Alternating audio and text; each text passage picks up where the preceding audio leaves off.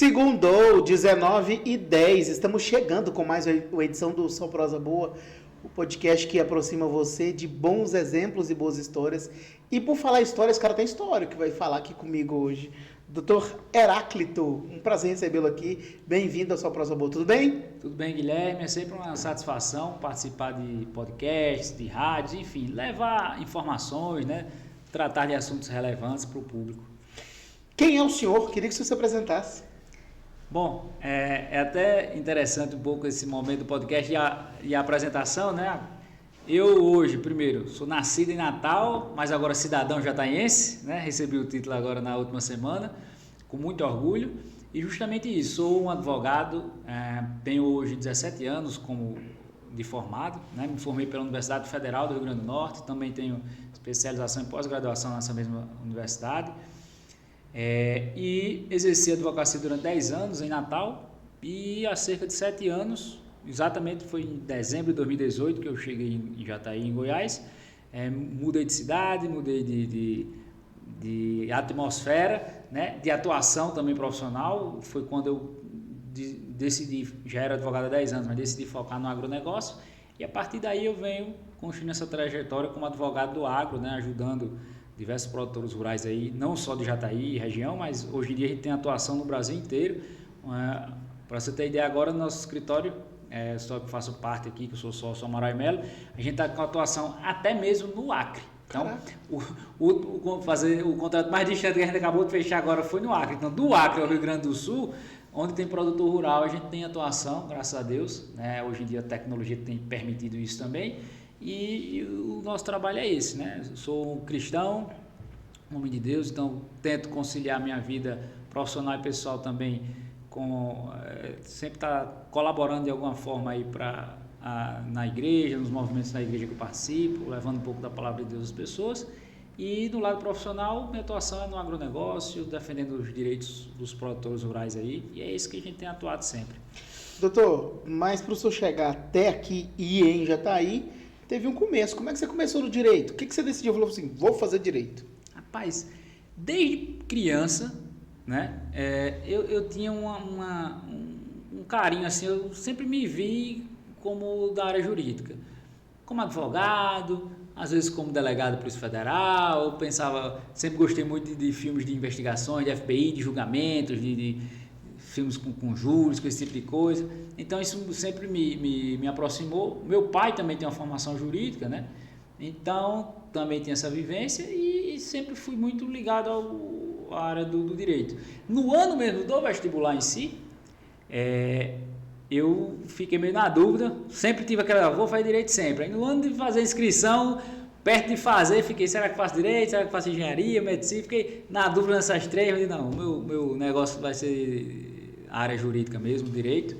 E fiz o primeiro vestibular, já passei na Federal, já passei no primeiro vestibular, e desde então foi a área que realmente eu me dediquei, me apaixonei e vim desenvolvendo. Inclusive durante a faculdade eu passei alguns concursos intermediários para oficial da polícia, para algumas outras funções de assessoramento jurídico, mas que naquele momento iriam me desviar um pouco de eu concluir a faculdade talvez mais rápido. E aí eu optei por não ir para essa linha e finalizar o meu curso o mais rápido possível. Consegui antecipar um ano de tanta faculdade. Na época me permitia eu pagar matérias em mais de um horário e consegui conciliar. Então, eu consegui me formar com menos de 5 anos, na verdade. E na época eu passei para o período noturno, eram 11 semestres, né? E 10 que a gente dava pela manhã, eu me formei com 9. Então, eu consegui adiantar bastante isso. E porque minha ideia era, eu quero me formar logo, me preparar e começar a agir, a advogar. Pois é, e você começou a advogar mesmo? Comecei a advogar mesmo, assim, não virei concurseiro. Eu fiz esse concurso durante a faculdade, você está ali, está estudando, aparece, um colega chama, tal. Aí eu fiz, pensei, balancei, mas assim, meu negócio era advogar. E fui advogar. Assim que me formei, como todo recém-formado, às vezes aparece um professor, outro chamando para eu ser contratado de algum escritório, mas eu sempre tive esse mente, não quero ser funcionário de escritório, não, vou mesmo que sozinho, mesmo que dá mais trabalho devagar, eu quero ir por conta. E minha trajetória foi assim, com muita dificuldade no início sempre, E eu sempre fui aventurar mesmo como advogado liberal, né? Nesse intervalo, prestei algumas assessorias, já fui procurador da Câmara Municipal de Tibau do Sul, procurador-geral lá. Tibau do Sul é uma cidade no Rio Grande do Norte, fica ali na região da Praia da Pipa, que é muito famosa pelo turismo. Então, fui procurador-geral lá, fui chefe de gabinete em alguns órgãos do governo do estado também na época, durante algum período. Mas nunca me afastei da advocacia. Sempre conciliava. Sempre conciliei. Nunca, será algo que ia me afastar da advocacia, eu não queria. E sempre foi essa a tendência. E aí, até chegar em Jataí tem um pouco disso, né? Quando foi em 2017, 16, 17, 18, foi quando eu comecei a ter algumas mudanças no meu estilo de vida, comecei a ficar mais envolvido com as questões de igreja, de uma mudança mesmo de hábitos, né? E naquele momento eu estava pensando em mudar alguma coisa na minha vida, assim, eu estava querendo uma mudança. Pensei em morar em Portugal, como tem alguns brasileiros indo, pensei em advogar nos Estados Unidos, já estava até vendo algumas coisas lá de como me habilitar em alguns estados americanos para poder exercer a profissão lá, enfim. Estava pensando em algo diferente e não sabia o que era. Nesse meio do caminho, meu concunhado, ele nunca advogou, digamos assim, sempre foi da área do concurso, ele é também da área jurídica, aí ele estudava para concursos de tribunais e ele passou no tribunal aqui de Goiás. Ele passou num concurso do TRT, da 18ª região, para ser oficial de justiça aqui do TRT, Tribunal do Trabalho. E quando ele passou, tinha algumas vagas em algumas cidades, se não me engano, Quirinópolis, Jataí, outras, e pela ordem da classificação eu ia escolhendo. E nisso, quando chegou na época, acho que tinha Quirinópolis, a opção para ele, e Jataí. Ele pesquisou, queria uma cidade mais tranquila, com melhor qualidade de vida, ele também não conhecia, não tem família aqui nem nada, e optou por Jataí e veio. Né? Meu concunhado e minha cunhada foram os primeiros a vir, acho que era 2016, por aí, 16 para 17. E minha cunhada sempre falava muito bem da cidade. Minha esposa veio sem mim primeiro, passou uns dias só aqui com minhas filhas, conheceu, visitar a irmã, a única irmã, então, beleza. E aí em 2018, quando eu estava nessa vibe assim de buscar algo diferente, e apesar da vida de advogado eu sempre gostei, mas principalmente lá na capital, a vida na capital já é puxada. Minha esposa também tinha comércio, então sempre uma vida muito corrida. E eu estava pensando em tentar desacelerar um pouco, melhorar um pouco a qualidade de vida. Lá também a gente teve alguns episódios de violência, inclusive envolvendo nossa família, com assaltos, com coisas assim. E a gente queria mudar da cidade. A violência, na verdade, começou a fazer também, eu queria me afastar, não morar em Natal naquele período. E aí, nesse intervalo, minha cunhada disse, vai ter um concurso aqui na Procuradoria. Mas você já tinha quantos filhos? As minhas duas filhas. Pequenininhas, já tinha elas? E aí, uma chegou aqui, tinha 3 anos, a outra 10. 10 não, 8. Aí, eu estava ganhando essa mudança de ares, minha cunhada disse, vai ter um concurso da Procuradoria do município. Eu sei que você não está estudando para a prova, mas vai, porque é uma coisa que você pode advogar, pode conciliar, e você conhece aqui a cidade, eu não tinha vindo ainda, né? E tal, aí minha esposa, vamos, é muito legal, falou muito bem, eu digo, eu já queria tirar uns dias para vir conhecer, eles estavam aqui já há um ano e pouco, eu digo, eu vou lá. Como coincidiu, eu fiz a inscrição da prova do concurso, Procuradoria aqui do município de Jataí, e fiquei uns 10 dias aqui mais ou menos, e no intervalo tinha a prova, né? Eu conciliei para ser na mesma época, e assim fiz. Quando vim, desde o início, fui muito bem recebido pelas pessoas que eu conheci naquele momento. Como o Arthur já estava morando aqui há algum tempo, já tinha um grupo de futebol ali no Society que jogava ali no Arena, já fui para umas peladas ali com ele, conheci outros colegas advogados, as primeiras amizades que eu já fiz, não, cara, o campo aqui é bom, vem, o pessoal me incentivou, então foi muito acolhedor nesse ponto. E eu senti algo diferente, né? Aqui algo me chamou para vir para cá.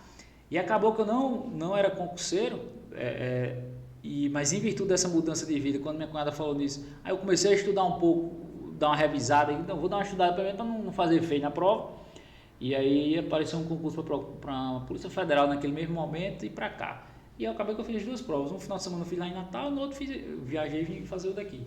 E não foi ruim, na primeira fase eu acho que eu passei em 11º, 13º, alguma coisa assim, né? Já fiquei na lista, só não fiquei mais à frente porque a parte trabalhista que eu nunca gostei, e foi o que, digamos assim, caiu um pouco minha média, mas foi uma pontuação muito boa.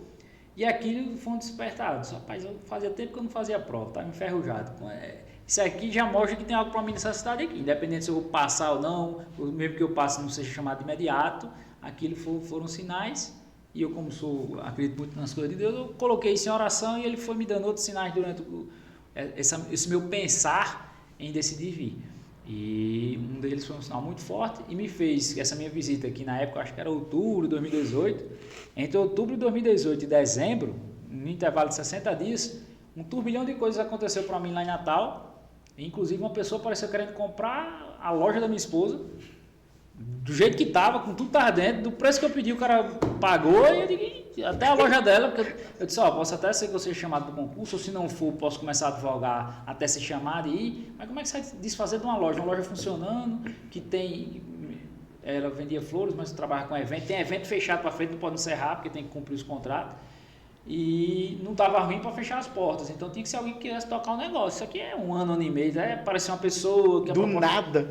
Aí do nada, eu no almoço, aí é Deus, eu no almoço conversando sobre o tema, toquei no assunto com uma pessoa que não era do ramo, mas era cliente, como sabia que a loja tinha uma certa fama já na cidade, e no almoço ele despertou a ideia, de noite ele me liga e eu sento com ele no shopping, estabeleço alguns parâmetros e o cara topou a parada. E 5 dias depois comprou a loja com tudo que está dentro e eu digo, o mais difícil eu achei que era isso, eu digo, sinal, aí não é coincidência não, é para a gente ir mesmo. E aí foi nossa trajetória foi se moldando e foi acontecendo e lá para cá, graças a Deus, desde que eu cheguei aqui nessa cidade, nada na vida é fácil, então tem seus desafios, suas dificuldades, mas todas as portas foram se abrindo, as coisas têm acontecido, a gente tem feito um trabalho muito bacana no profissional, também com o pessoal, enfim. Eu construí aqui uma rede de amigos, uma rede de pessoas aqui na cidade inteira. Em pouco tempo, comparando com outras pessoas aqui, a gente conseguiu, ter muitos vínculos e isso a gente tem um crescimento muito grande aí, como pessoa, como família e como profissional. Eu estava dando uma olhada aqui, o senhor hoje está bem direto com o agro, mas não foi o primeiro trabalho aqui não, né? Foi não. Deu certo o concurso da Procuradoria? Deu. A princípio, na segunda fase, a gente ficou lá classificado, né? Só que não tinha, era aquele famoso cadastro de reserva. Foi chamando, aí veio pandemia no meio, parou de contratar. Eu acho que no final não chamou a quantidade toda dos que estavam aprovados dentro da validade do concurso. A pandemia travou parte das contratações e aí, nesse intervalo, eu digo, não, vou alugar uma sala e começar a advogar. E aí, foi quando, mais uma vez, não é coincidência, é providência, no dia que eu fiz aquela prova do concurso, tinha um fiscal na sala.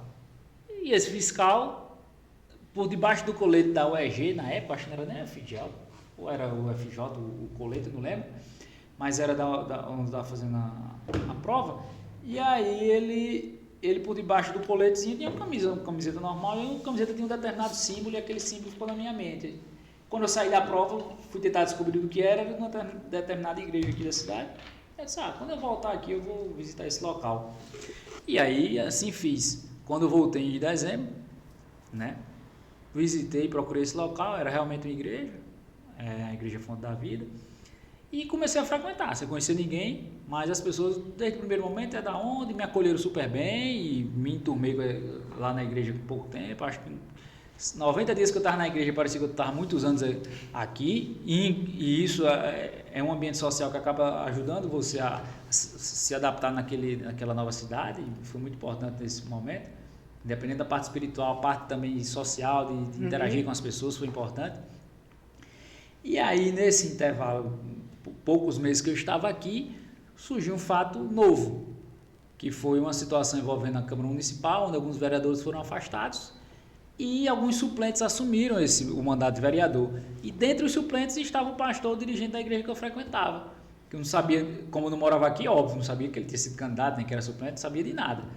E aí, quis ele montar um gabinete com pessoas mais qualificadas, independente de eu ter sido ou não eleitor dele, como ele sabia um pouco de onde eu vinha, que eu era advogado, já tinha experiência, ele me procurou e me convidou para a Câmara Municipal.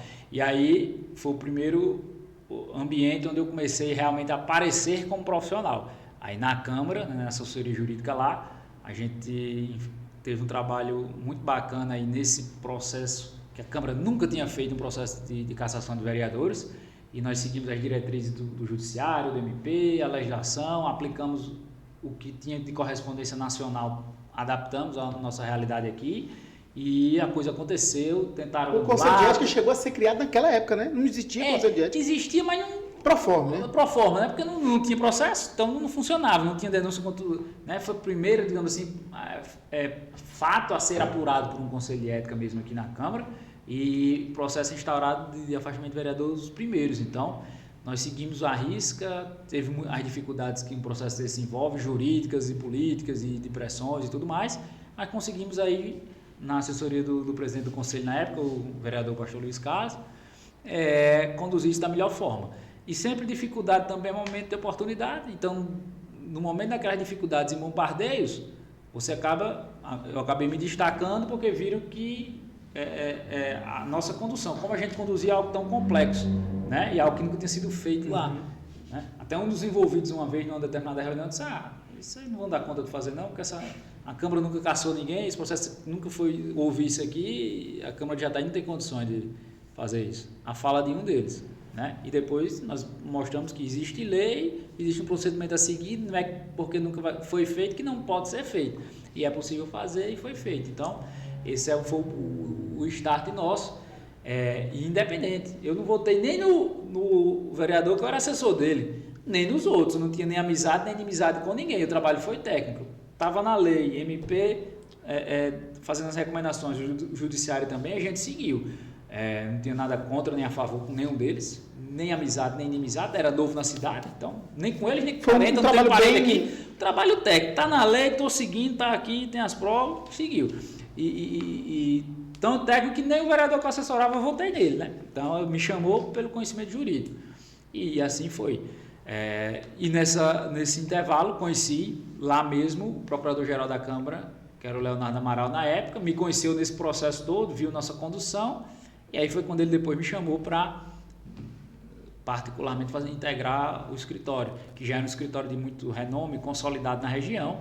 E eu tenho orgulho de primeiro entrei como associado e hoje sou sócio do Amaral e Melo Advogados. E aí a gente tem saí da Câmara, tive até alguns possíveis convites de retornar para algo público, mas assim, decidi poder focar só no privado mesmo, evitar essa mistura, porque tem um lado gratificante, mas também tem muito desgaste e também o tempo, por mais que hoje em dia você concilia de nem tudo ter que ser 100%, tem coisa que dá para fazer de forma telepresencial, a lei permite isso, mas acaba que tira um pouco do foco e a demanda foi crescendo no privado, então a gente concentrou nisso. Tanto é que o próprio Leonardo, que era procurador-geral também lá, se afastou também e hoje a gente está 100% focado no escritório. E mudar de 8 para 80, né? Não, você estava lá mexendo com questões políticas, administrativas e ir para o agro. Você sempre gostou do agro? Sempre gostei. Ou veio por acaso, assim? Sempre gostei, em todos os aspectos. Na parte de contratos, que eu mexia, eu já fazia isso no jurídico, mas não assim, focado no agronegócio. Mas quando eu vim para a região, mesmo que a primeira oportunidade que eu apareci como profissional foi na Câmara, mas eu comecei a dizer, o que é que nessa região tem mais demanda, né? E em algumas primeiras conversas com os que viriam depois a ser meus sócios e tal, a gente começou a ver, não, que o negócio é esse, o escritório está focando nisso, e eu vi que eu não tinha maiores demandas, o que foi que eu fiz? Eu digo, vou procurar onde é que eu vou ser mais útil. E aí comecei, enquanto estava na assessoria, a fazer o quê? Cursos, especializações na área, fazer um aprofundamento, uma imersão no agronegócio, na teoria e aprofundar nisso, enquanto paralelamente eu começava a desenvolver algumas coisas já no início relativos ao agro. E aí você não é um recém-formado, você tem 10 anos de experiência na advocacia, você pega ali 1 ano ou 2 de aprofundamento em determinada área, aí se você tiver interesse você vai transformar aqueles 2 em 10, né? Então foi isso que eu fiz, peguei toda a experiência e em 1 ano e meio ali eu me aprofundei para direcionar para esse novo cenário. E, graças a Deus tem sido muito, muito bom. Hoje, qual que é o maior problema jurídico enfrentado pelo produtor rural, doutor? Hoje, o maior problema jurídico enfrentado pelo produtor rural é o endividamento. O endividamento rural hoje tem sido uma demanda, né? Hoje eu coordeno o departamento de endividamento rural do Amaral e Melo. Já atuo com endividamento rural, estou há 7 anos aqui, mas eu atuo há 5 anos com isso. Mas nos últimos 2 anos o salto foi assim, exponencial. Então, vai crescendo um pouquinho, O que até dá 21, pra 22, agora de 23 para 25 fez isso. Estourou. Por quê? Porque você tem sempre, existe um endividamento, digamos assim, saudável, você sempre está pegando créditos ali para continuar plantando e produzindo, mas em alguns momentos, e isso foi o que aconteceu, de 23 para cá, o cenário macro da economia favoreceu até um endividamento muito mais acelerado. E aí você chegou em situações que antes, até 22, você não tinha isso. Né? Aí você tem uma mudança do cenário político, o cenário econômico, taxa de juros, tiveram problemas climáticos também entre 23 e 25. Então, você tem ali uma série de fatores que fizeram com que isso houvesse um salto gigantesco. Tanto é que nem todo endividamento é um caso de recuperação judicial, também o pessoal banalizou. Nós fazemos muita recuperação judicial, mas se eu faço, a cada recuperação judicial que eu faço, tem 10 que eu não faço, que eu renegocio direto com o banco, fornecedores e tal. Então, assim, esse trabalho de vocês, ele não é só, como se diz, no final, na execução de uma ação. Ele é um trabalho também de conciliação e de assessoria também, é isso? Pelo contrário. Mudou o jeito? Mudou. Se você for analisar, eu não dou entrada, eu acho que talvez, sei lá, em 15 processos no ano, 10 processos no ano. É muito menos. Muito pouco. O que é que a área que eu atuo mais, que é essa, é uma área mais negocial. Então, a maioria do que a gente faz é uma assessoria com o produtor para a gente encontrar alternativas de negociar contratos, negociar créditos, né, renegociar dívidas com bancos, com fornecedores, com revenda. Isso é o que a gente faz no maior volume. E só judicializa quando é o último caso. Quando aquela negociação não é possível ou quando não resolveu o problema e tem que judicializar. Seja por uma revisão de contratos ou seja, num caso mais extremo, numa recuperação judicial. Então então a gente pode dividir quando negociar, quando brigar na justiça e quando pagar? Isso. É tipo isso? Tipo isso. E você tem que entender os cenários, né?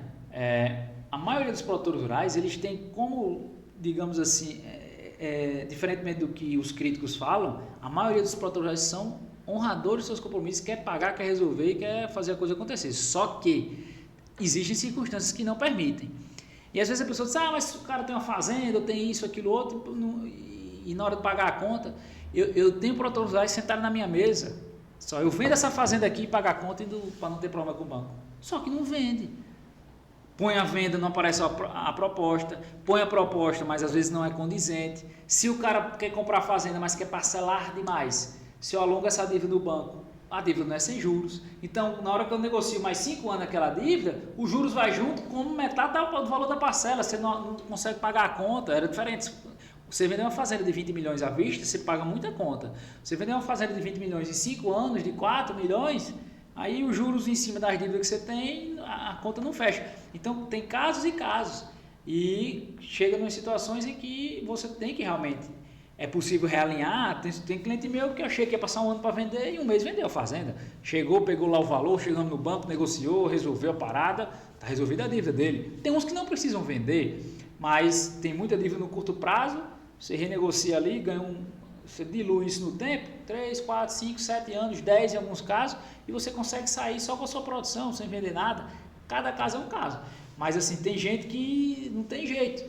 Quando você consegue renegociar e pagar com a produção, é o melhor cenário. Eu consigo com a minha produção pagar a conta, mas não consigo pagar esse ano. Me dá aí 5 anos de prazo, 7, 10, a gente faz umas simulações e mostra que ele paga. Mas tem cenários que essa conta em 5 anos não vai ser paga só com a produção. Tem que vender algo, tem que tomar às vezes uma atitude mais drástica.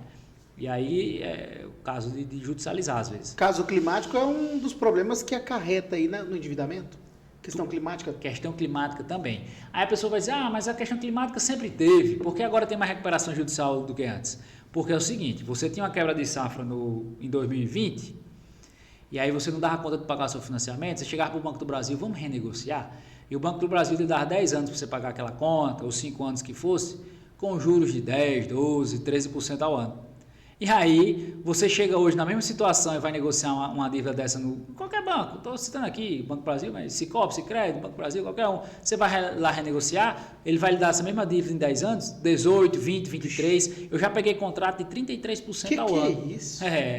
E por incrível que pareça. E aí a conta não fecha. Você vai renegociar para ficar com o nome limpo no curto prazo, mas ano que vem você não vai dar conta de pagar, porque soma juros e capital fica impagável. Então esse é o cenário. Sempre houve o problema, sempre houve. Mas a taxa de juros do jeito que está, quando você rola a dívida, os juros vai junto. Então a dívida de 10 milhões vira 30. E aí é onde o nó aperta mesmo. Essas questões estão ligadas? A questão política também está ligada nessa questão do produtor? Sim, sim. Não só a política no sentido assim para dizer, porque o governo é de esquerda, persegue o produtor. Não é se persegue ou não persegue, mas no mínimo não ajuda.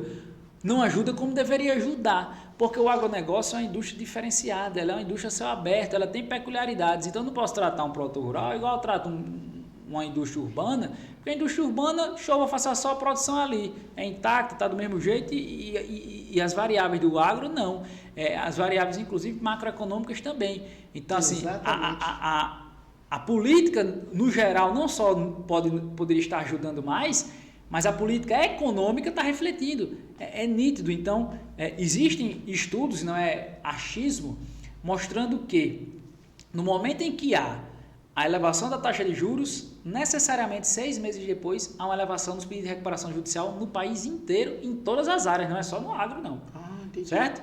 E há pesquisas anteriores que quando os juros baixam, 6 meses depois, os pedidos também baixam.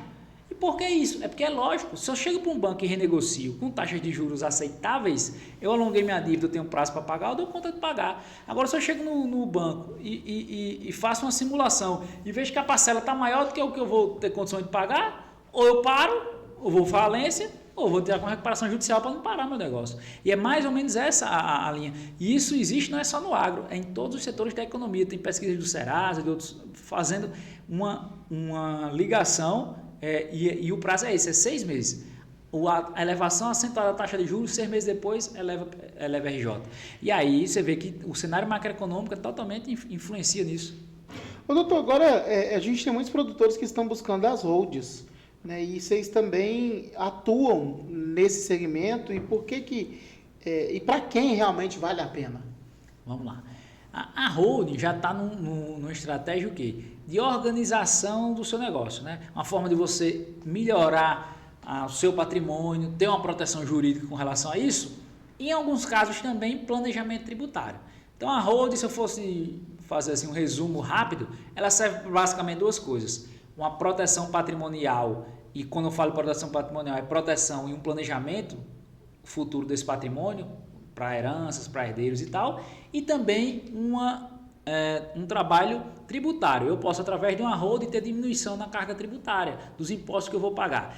Inclusive, com essa reforma tributária, muitos produtores vão ter que analisar isso, porque às vezes vai sair mais barato você operar parte da sua operação no CNPJ, da holding, parte na pessoa física, né, ou 100% na pessoa jurídica ou na pessoa física. Isso vai depender muito do seu faturamento, de que área, se é lavoura, se é pecuária, se são os dois. Então, assim, cada caso é um caso. Não dá para generalizar, tem que fazer sua holding, não dá para generalizar. Mas é uma ferramenta que, bem feita, ela pode ajudar em impostos, proteger seu patrimônio e organizar a transferência desse patrimônio para as futuras gerações. Né? É verdade que a holding rural sempre reduz impostos, ou isso é um mito que o povo espalhou? Antes da reforma tributária, era quase que certo isso, né? Não quer dizer que necessariamente vai haver. Se você faz uma holding e não sabe usar, não vai haver redução de imposto, não. Porque não adianta você criar uma holding, deixar ela no papel e não utilizar o melhor dela, né? Mas a holding permite que você tenha uma tributação mista, parte das operações do CPF, parte pela holding, e quando você faz isso, você consegue fazer um estudo e ter o menor impacto possível do tributo. Então é possível sim reduzir impostos tanto na atividade rural, como reduzir impostos que iriam incidir, por exemplo, no futuro inventário, quando transferir esses imóveis para os filhos. Então você tem duas formas de reduzir imposto: no planejamento tributário dessa herança para os seus filhos, né? E na execução, no dia a dia mesmo da sua atividade. Só que com a reforma tributária, algumas coisas vão mudar. Ainda vai ter suas vantagens, mas algumas delas não vão estar assim tão vantajosas como já foram no passado. Mas sempre ou pode ser uma ferramenta interessante. Pois é, mas a holding, ela resolve a desunião familiar, ou ela só organiza o patrimônio? Aí o que acontece? Aí é onde está o detalhe. Quando você faz uma holding, você protege o patrimônio e você pode, aí é a opção, você pode fazer só uma holding para proteção patrimonial e para o seu negócio e não se preocupar com a sucessão. Quando eu morrer, meus filhos se viram aí. Mas eu posso já fazer as duas coisas, proteger meu patrimônio e me preocupar com a sucessão do meu negócio, do meu patrimônio. E isso, a gente sabe que quando você não faz isso, o que é que acontece? Inventário. E os inventários costumam ser desgastantes. Tempo, gasta mais dinheiro e problemas de relacionamento começam a surgir. E se já existiam, estavam adormecidos, eles se revelam mais fortes quando há uma sucessão dessa, uma briga no inventário. A holding consegue, se não resolver 100%, mas pelo menos minimiza muito isso. Por quê? Porque tem como o patriarca ali, o dono do patrimônio, em vida, determinar algumas regras que, boas ou ruins, vão estar determinadas no papel e você vai ter que aceitar. E se você aceita que o patriarca em vida, até muitas vezes por respeito à vontade dele, depois você vai ter que engolir aquilo que está no papel e já foi, até ele não está mais aqui, você já sabe da regra e aquela coisa já entrou e você já digeriu a situação.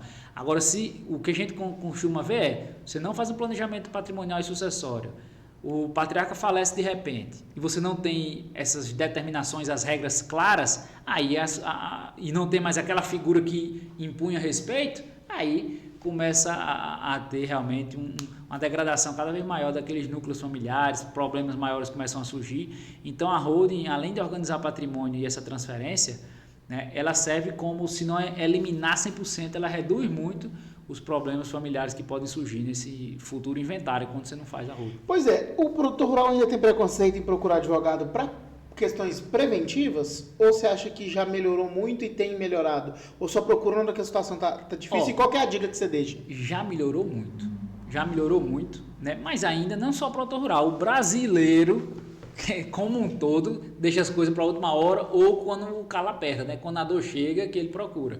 Então, assim, para você ter ideia, tem uma pesquisa norte-americana que, não lembro o percentual exato, mas é um percentual gigantesco, não sei se 90% ou mais, que os profissionais já atuam, quase que todos eles têm algum planejamento com pessoa jurídica, com atuação como empresa e não com pessoas físicas. E aqui no Brasil essa realidade não é.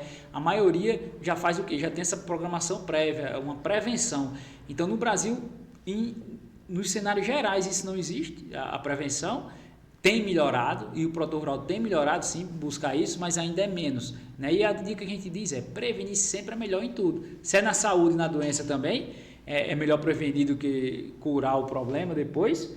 É menos custoso e mais barato e menos desgastante também nos problemas rurais, né? Infelizmente, quando a dor aperta e você procura, tem solução. Mas se você procura antes, com certeza essa solução seria melhor ou menos dolorosa. Ô, doutor, agora, por exemplo, o que você acha que o produtor precisa saber ou que ele deveria saber quando ele assina um contrato de arrendamento? Contrato de arrendamento... Quer mais água? Vou buscar enquanto você vai falar. Não tem água aqui ainda. O contrato de arrendamento e qualquer contrato, né? O produtor tem que ter em mente o seguinte: o contrato ele é feito para ser cumprido, essa é a regra do contrato.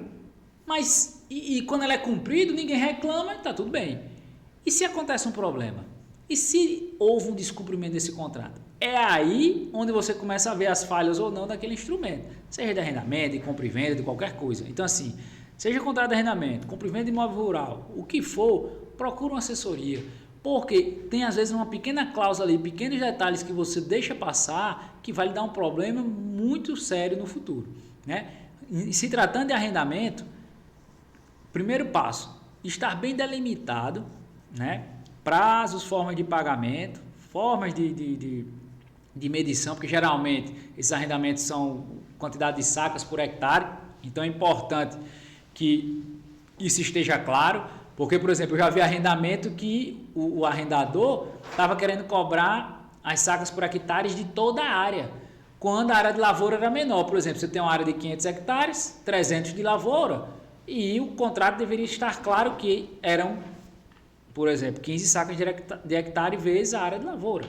E não vezes a área inteira que não era área útil, utilizava para... Sabe? E aí Nossa, mas é um peguinha também. É um peguinha, e você deixa isso sem clareza, o cara que quer receber, não, é 15 vezes 500. Eu disse, não, mas 500 eu não planto na área toda, é sobre a área de lavoura. E no contrato não tinha isso claro, previamente estabelecido, né? Aí às vezes é a regra do mercado e alguns seguem, e às vezes o outro ou falta de orientação ou de má fé, né? Tenta usar aquilo que vai lhe beneficiar. E aí você começa a ter os probleminhas ali nos contratos, né?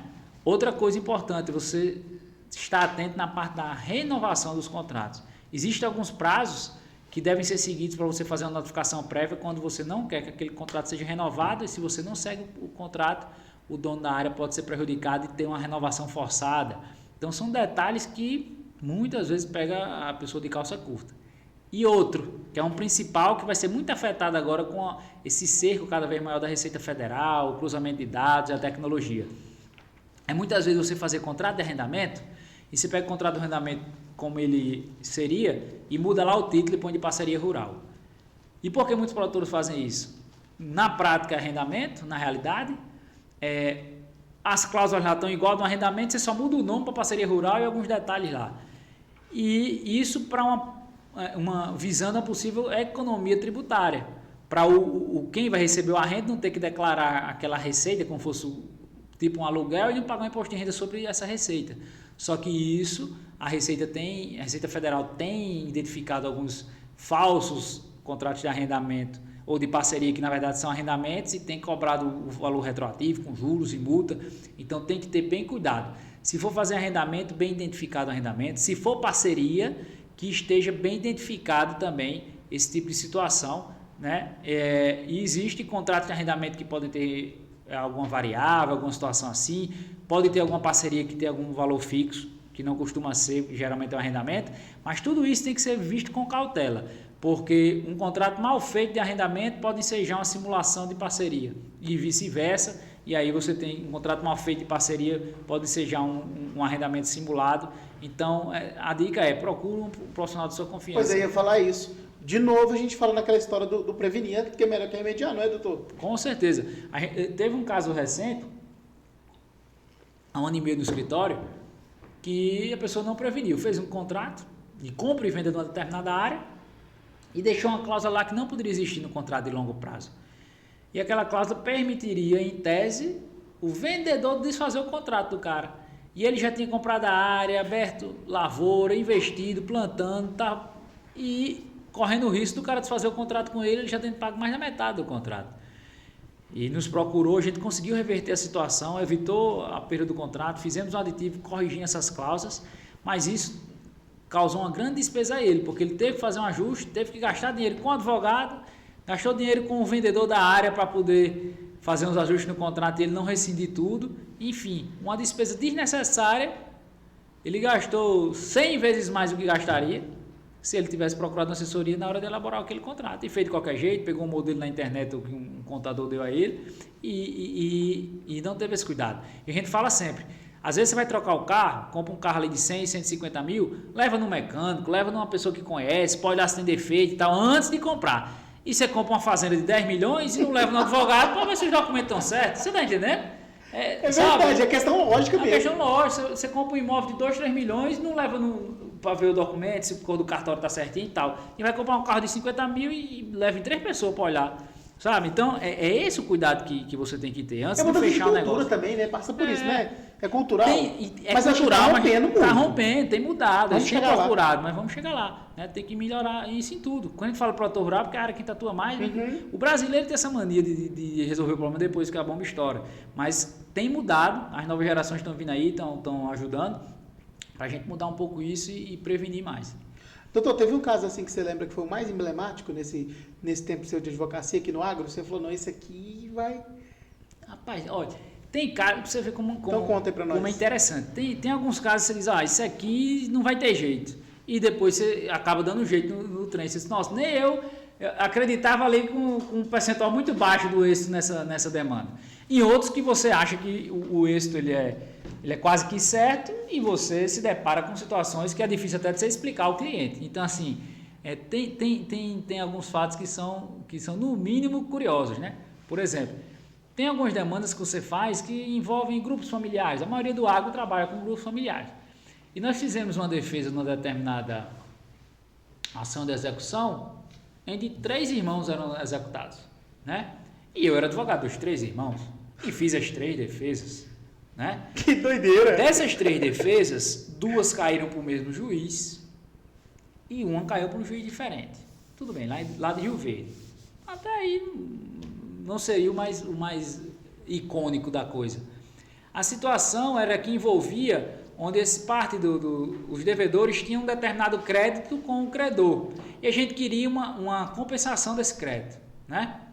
Para bater a dívida e que quitaria a dívida, que antes nós tentamos de forma administrativa e não foi concedido, né? E aí, quando eles vierem com a execução, a gente vai utilizar isso aqui para utilizar as cotas que você tem de capital aqui, abater da sua dívida e quitar. O estatuto permite isso e vamos resolver a parada. Beleza. Quando vem a juiz de defesa, eu apresento as juiz de defesa, as 3, 2 para o mesmo juiz e 1 para o juiz diferente. E o mesmo grupo familiar. A primeira decisão, o juiz, você está certo, ele tem as cotas, a cota é maior do que a dívida, suspende a execução e não precisa ter penhora de conta, bloqueio de nada, não precisa penhorar imóveis nem nada, vamos discutir aqui o débito aqui e as cotas são suficientes para garantir essa execução. Ótimo. Segunda decisão do outro irmão, as cotas não podem garantir a execução, segue, bloqueia a conta, bloqueia a fazenda, bloqueia tudo. E as 2 decisões do mesmo juiz. Possivelmente assessores diferentes. Gente! E aí, é o tipo da decisão esdrúxula, né? Como é que eu vou mostrar para a mesma família, o seu aqui é a mesma tese, eu tenho uma decisão aqui totalmente favorável, e é dentro do mesmo, assinado pelo mesmo juiz, mas num dia... O seu diferente. Com uma decisão totalmente diferente. Caraca. No mesmo caso, a mesma coisa. E como é que você resolveu? Como é que você resolve? Aí vai recorrer para o tribunal. Aí lá vai ter que ir para Goiânia resolver, né? E, assim, e o do outro? Aí o do terceiro, como era um juiz diferenciado, beleza, aí não mudou, a decisão foi favorável, mas não alterou aquele primeiro momento. Aí o credor recorreu, a gente também, mas assim, você mostra que às vezes você se depara com situações que é difícil até explicar como é que é uma situação idêntica, envolvendo as mesmas partes. Os credores eram os mesmos, os devedores mudavam só o CPF, mas é o mesmo núcleo familiar, a tese igual, o que ia bater do crédito era o mesmo. E você tem decisões como essa, né?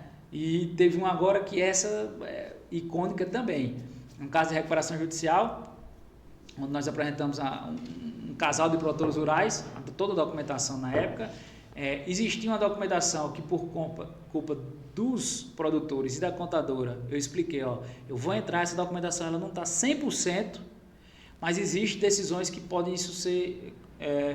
complementado depois do protocolo e não há problema, ou a gente pode esperar, só que você tem um risco de perder a janela da plantio, da colheita e ter busca de maquinários e tal, é uma escolha sua. Eu gosto de entrar com tudo certinho e tal, não, eu prefiro entrar agora, depois a gente complementa, vamos seguir essa, e aí sim eu fiz. Tem coisas que você deixa, o cliente decide, no final, apesar da orientação, e enfim, seguimos. E a decisão do juiz foi, a documentação não estava 100%, complementou depois, está normal, segue o jogo. O Banco do Brasil entrou com recurso no Tribunal de Justiça. O tribunal, os desembargadores, não, está certo, complementou depois, não tem nenhum prejuízo ao processo, segue. A RJ do marido e da esposa. E alguns meses depois, um outro banco entrou com o mesmo recurso. Tinha outras coisas, mas o principal era isso, o mesmo fundamento, tem que excluir a mulher da RJ. Eles perderam a liminar, mas lá na frente, o banco perdeu todos os recursos no Tribunal de Justiça de Goiás e foi com um recurso especial para Brasília, querendo retirar a esposa, e o Tribunal de Goiás fica na RJ, e o outro banco teve uma decisão do próprio Tribunal de Justiça de Goiás, depois que a decisão do Banco do Brasil subiu para Brasília, mandando tirar. Aí como é que eu tenho no mesmo processo, um agravo de instrumento dizendo, a esposa está dentro, o outro a esposa está fora. E eu mostrei em todos os recursos que eu fiz as contrarrazões, gente, isso vai dar problema no final, a gente tem 2 notícias conflitantes, estão indo lá, vocês têm que... Todo mundo olhou e deixa passar. Chegou no STJ, batemos na tecla. O julgador de um RESP disse, mantém e ela está dentro do Banco do Brasil. Transitou em julgado primeiro. Mas ficou em aberto o outro recurso disse, está fora. E agora, José? Né? Aí volta essa decisão para o juiz da comarca de Mineiros, que é o juiz competente. O próprio juiz disse, não sei que eu siga. Que loucura! Eu tenho 2 decisões conflitantes. Remeter um ofício ao Tribunal de Justiça de Goiás, o que é que eu faço? Eu vou seguir qual? A que transitou julgado primeiro, mantendo lá dentro, a que transitou depois, mantendo lá fora. E aí, tá agora nas mãos do Tribunal de Justiça de Goiás, aí vai resolver. Mas assim, pela tese, tem que dizer que você é primeiro, né? É isso que eu espero. Na minha visão, Isso é bom, leiga isso disso. é bom para os meus clientes e gera uma confusão que há um ano eu venho prevenindo no processo. Isso vai gerar problema. O que é? As primeiras publicações editais eram no nome do casal. Quando depois de um ano conseguiu retirar a esposa, por uma decisão lá do TJ, do outro processo, ela foi excluída dos editais, ou seja, foram publicados editais convocando os credores para uma assembleia de aprovação do plano sem a esposa. Então, na hora que agora isso acontecer, vai fazer o quê? Nulidade de todos os editais e quase que começa do zero. Aí começa do meio. Aí vai publicar edital de novo, credores de novo, prazo para habilitação de novo, nova AGC, enfim. Vai remexer algo que já era para estar sendo encerrado. Mas são coisas que acontecem, faz parte. Eu queria, Igor, enquadra ali para mim, que eu fui tentar enquadrou errado. Mas eu quero falar agora dos nossos patrocinadores que estão aqui conosco no Só Prosa Boa, nosso podcast. E agradecer todos eles aí. Agora acho que deu certo. Agora vamos falar. Quer começar de novo? Aperta aí no vermelho, vai. Aí agora começa de novo. Ó. Agora vai. Nós estamos aqui no Só Prosa Boa. Estou recebendo hoje o Dr. Heráclito Igor. Ele veio falar um pouquinho sobre o trabalho dele. Chegou a Jataí há 7 anos, já é cidadão jataiense. Isso. E aqui estão os nossos parceiros. Eu quero agradecer o Coliseu Pizzaria e Choperia, melhor pizza de Jataí. Você leva suas filhas? Conheço. Bom, né? Eu já fui, muito bom. Espetinho do Zequinha, você conhece também? Muito bom. Não, do Zequinha fica onde? Às vezes eu não Fica na Carangola, ali perto da Trajeton, do Goiás Verduras. É uma delícia. Tem também o Hotel Termas Bom Sucesso, está preparando o melhor Réveillon do Brasil. Vai acontecer no Termas. Entra no Instagram e já aproveita para você comprar. Esse é bom. E água quente, viu? Isso aqui, a Inovatos Engenharia e Sustentabilidade, inclusive trabalha com o produtor rural. A gente está falando desse assunto. Quero mandar um abraço para o Lélio, para toda a equipe. Você pode ir na Inovatos no Instagram, nas redes sociais e ser parceiro lá da Inovatos e fazer seu projeto. A doutora Vanessa Moura é biomédica esteta, ela cuida da sua beleza e agora está fazendo um procedimento que é a harmonização íntima masculina. Se você quiser participar desse procedimento, fazer o seu orçamento, fale com a doutora Vanessa Moura, ela é craque nesse assunto e vai te atender muito bem. A melhor internet do Brasil, a que a gente usa aqui no Só Prosa Boa, é a Rede Telecom. É a internet com qualidade, que você leva para casa 1 GB de internet mais streaming. Está aqui comigo o Frutos da Terra, mas está comigo também Mango Pepper. Na esquina da Veriane de Oliveira Lima tem um quiosque verde. Já comeu ceviche de manga? Já. Aqui tem. Eu vi. Você já comprei. É uma delícia. Agora tem um quiosque ali na esquina da antiga Rio Verde. A Torres da Engenharia, meu amigo Lucas Torres. Você comprou um terreno, né? Tá vendendo muitos lotes aí em Jataí. Você não sabe o que você faz lá. Se faz um prédio comercial, se é a terra de um lado, se faz do outro. O Lucas dá a consultoria completa para você fazer a sua obra. Mas ele também tem a engenharia. Além da consultoria, ele tem a execução e mais de 10 anos de experiência. Inclusive, ele está fazendo a nova obra lá, subindo as paredes do Dinâmico. Então, um abraço ao Lucas e toda a equipe. Está chegando agora, recém-chegado, Verdurão Center. Nós estamos, inclusive, usando as canecas do Verdurama aqui no Só Prosa Boa. Beijo, Cidinho, um abraço para todo mundo. 99600-9561. Você manda um zap e já pede as suas verduras, frutas e verduras fresquinhas com a melhor qualidade que o Alan busca lá em Goiânia. Toda semana tem frutas e verduras fresquinhas no Verdurão Center. Obrigado pelo carinho, pela audiência e pelo patrocínio. Falei tudo, Igor? Eu falei, a primeira que eu falei foi a melhor pizza de Jataí, Coliseu Pizzaria. Eu acho que eu falei todo mundo. Então tá todo aí, todos registrados e aí em breve nós teremos mais parceiros, mais patrocinadores. O senhor gosta do que o senhor faz hoje? Você se encontrou na advocacia do agro, doutor? Gosto porque realmente é algo que faço aquilo que gosto. Gosto do ambiente, gosto das pessoas. Tanto é que eu sou um advogado que, como eu disse, eu sou pouco judicial, sou mais negocial. E nisso também eu estou sempre em reuniões, seja com fornecedores, bancos, enfim, mas com os próprios produtores. Então visito fazendas, visito armazéns, estou em escritório de fazenda. Eu vou muito até os produtores rurais, né? Conheço bem essa realidade, então não sou aquele advogado que fica só no escritório, fórum, em audiência, não. Pelo contrário, né? Eu estou sempre em contato com eles e cada vez mais, conhecendo sua realidade, eu consigo, na hora de trazer isso para o papel, trazer isso com maior fidelidade àquilo que encontrar a melhor alternativa para aquele caso, para aquele cliente. Então, eu realmente me encontro nisso, me encontro nas pessoas. Os produtores rurais também é uma turma que tem muita, digamos assim, eles têm muita coisa em comum, digamos, dessa categoria, desse tipo de pessoas. Então, geralmente são pessoas agradáveis, receptivas. Você chega numa fazenda, você é recebido da melhor maneira, tem sempre uma boa prosa, uma boa recepção, são gente boa, são gente ali de objetividade. Também, né? Isso é bom demais. Vai para os dentes, chega lá, tem um doce de leite, tem um queijinho, tem um negócio pronto lá. É uma conexão diferente, né? Então, assim, é outro estilo. Então, e eu gosto disso e tenho me encontrado realmente nisso. E me encontrado de morar aqui em Jataí, na região. Vez por outra a gente vai numa fazenda, vai fazer uma caçada aí de javali, vai fazer um trem. Então, eu gosto dessas coisas. E realmente me encontrei no que eu faço. Eu sou satisfeito, feliz. E quando que no geral assim a gente vê, o que mais vocês fazem? Eu falei muito de recuperação judicial, e o senhor falou muito bem com propriedade, a gente falou de hold. O que mais que um advogado ou um escritório, no caso de vocês, é procurado? O que é que faz, doutor? Só para eu saber. O nosso escritório ele tem um leque completo para o produtor rural. Então você vai ter o departamento tributário, porque às vezes recebe uma notificação de uma multa da Receita Federal por um imposto em tese que não teria sido recolhido, pode receber uma multa de um problema ambiental e tem que recorrer daquela multa, né? Tem situações trabalhistas envolvendo funcionários, tem também assessoria para a parte trabalhista. Você vai ter hoje, como eu falei, não só a multa já aplicada, mas situações que você tem que fazer regularização ambiental do seu imóvel. Então, houve algumas alterações na lei e alguns procedimentos que você tem que adequar o seu imóvel rural para ele estar ali, digamos assim, em plena legitimidade. Algumas operações, algumas trades não estão comprando e alguns bancos não estão financiando alguns produtores que estão com problemas na área ambiental, né? E muito relativo a negócios, ou seja, contratos de compra e venda de imóveis rurais, contratos de arrendamento, de parceria, contratos às vezes de venda a futura da soja, do milho, de gado, enfim. Então, toda a relação que eu faço, eu estou fazendo um contrato. Ainda que não seja escrito, seja verbal, é um contrato. Então, as relações negociais do agro são constantes. Todo dia você está negociando de alguma forma. Comprando insumo, vendendo commodity. Então, toda hora você está precisando de alguma assessoria em algumas áreas, né?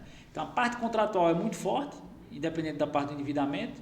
Hoje, o endividamento, pela circunstância, é uma grande demanda, mas não é só isso. Além do endividamento, você tem uma área muito forte na parte de contratos.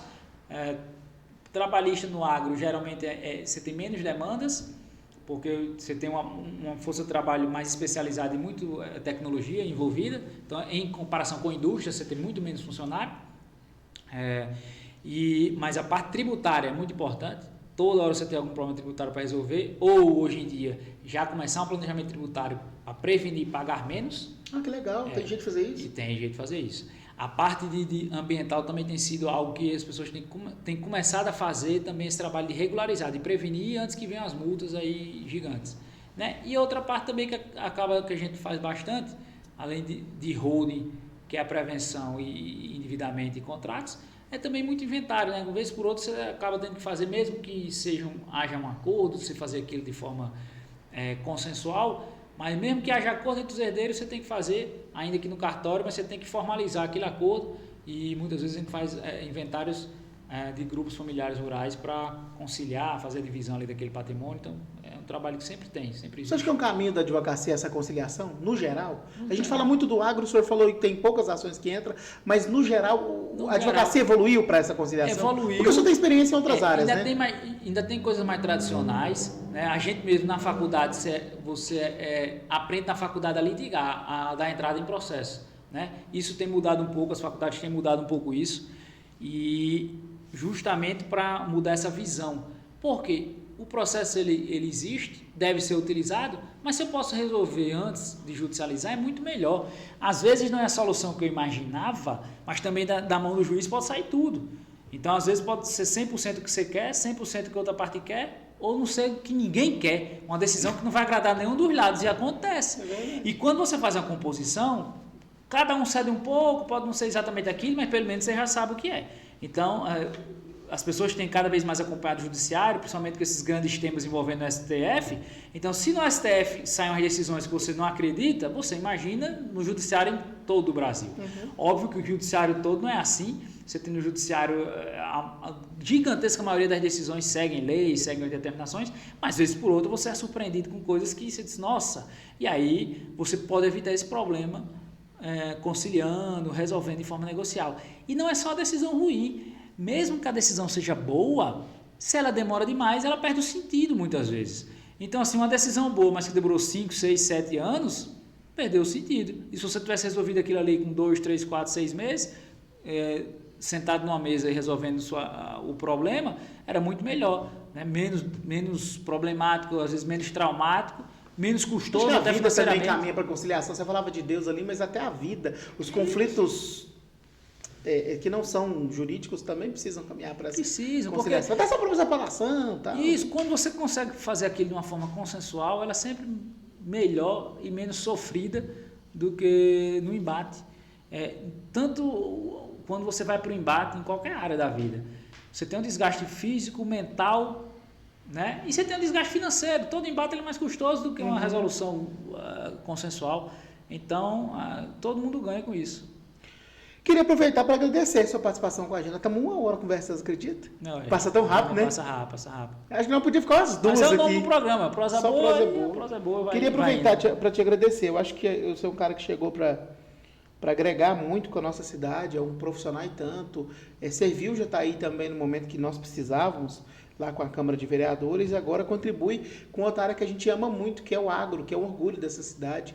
A gente vê, e aí o escritório que o senhor está hoje, ele não só faz isso muito bem em Jataí, mas uma história que começou aqui que vai para o Brasil inteiro. Né? O Brasil inteiro, vocês já estão clientes aí em vários estados, e é a prova de que daqui saem bons negócios, boas empresas, excelentes empresas, e vocês que estão com o jurídico no agro, nicharam bem e estão aí colhendo os frutos desse trabalho. Te desejo todo sucesso do mundo, fique à vontade para a sua mensagem. Às vezes o senhor quer dar um recado para quem está começando agora, às vezes os profissionais estão chegando, até um recado para a família, para os colegas advogados, fique à vontade. E assim, primeiramente agradecer o convite, é sempre uma satisfação participar desse tipo de bate-papo, de podcast, de entrevistas. Como você falou, também é um orgulho meu fazer parte de ser cidadão jataiense, do jeito que a cidade me acrescentou. Eu acrescentei a cidade em alguns aspectos, como você falou, me sinto grato por ouvir essas palavras, e a cidade também acrescentou muito na minha vida pessoal, profissional, financeira, enfim. E como eu tenho um orgulho também de fazer parte do Amaral e Melo Advogados, esse ano é um ano marcante, o escritório completou 20 anos de atividade, eu estou há 7 aqui, então 20 anos não são 20 dias, então tem uma história por trás disso, e hoje a gente tem sedes físicas em Jataí e Rio Verde, a de Rio Verde, inclusive, vai haver uma construção da nova sede, vai ser ampliado lá. E a nossa não ampliou ainda porque os vizinhos ainda não venderam. Está querendo ampliar daqui, mas a ideia é essa, e graças a Deus a gente tem atingido o jurídico, focamos no jurídico no agro e temos virado referências realmente nacional na área. Eu e toda a nossa equipe, não sou só eu, hoje temos pelo menos 20 profissionais, a última vez que eu contei, mas toda semana entra um, então deve ter mais alguém lá. Mas é por causa da demanda também, né? Por causa da demanda. Então, assim, nós temos uma equipe que atende hoje o Brasil, como eu falei, a gente tem cliente do Rio Grande do Sul, ao Acre, passando pelo Pará, Tocantins, Mato Grosso, então, realmente nós temos clientela em todas as regiões do Brasil, trabalho de 20 anos aí, de vários profissionais que fazem parte da equipe, e a gente tá nessa. Né? E já é uma dica também para aqueles que estão começando. Em primeiro lugar, como eu disse, 20 anos são 20 dias. 17 anos, como eu tenho no profissional, não são 17 meses.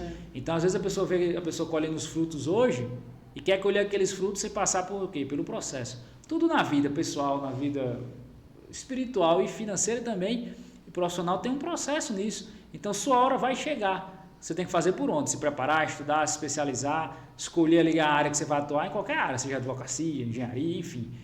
Escolheu aquela área, trabalhou com dedicação e batalhou, sua hora vai chegar. Se é daqui a 1 ano, 10 anos ou 17 anos, uma hora sua estrela vai brilhar e a coisa vai acontecer. Agora é foco, determinação, buscar realmente capacitação naquela área, que quando a oportunidade surgiu, você está preparado. Essa é a diferença. Quando a oportunidade surgiu, eu estava preparado e não paro. Toda hora a gente está fazendo curso, se especializando, buscando conhecimento. Conhecimento nunca é suficiente. E é isso que tem que fazer.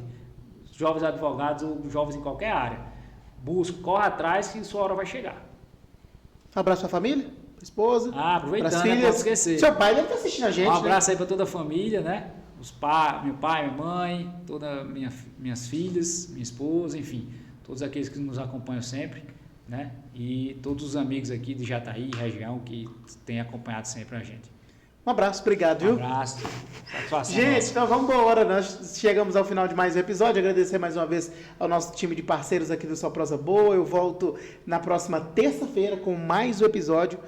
E a gente vai falar de muitos outros assuntos. Semana está recheada de convidados. Nós estamos aí, doutor Heráclito, deu o pontapé na nossa temporada final de 2025 do Só Prosa Boa. Obrigado, Igor. Um beijo no seu coração, viu, meu filho? Fica com Deus. Tamo junto, até amanhã. Tchau, obrigado.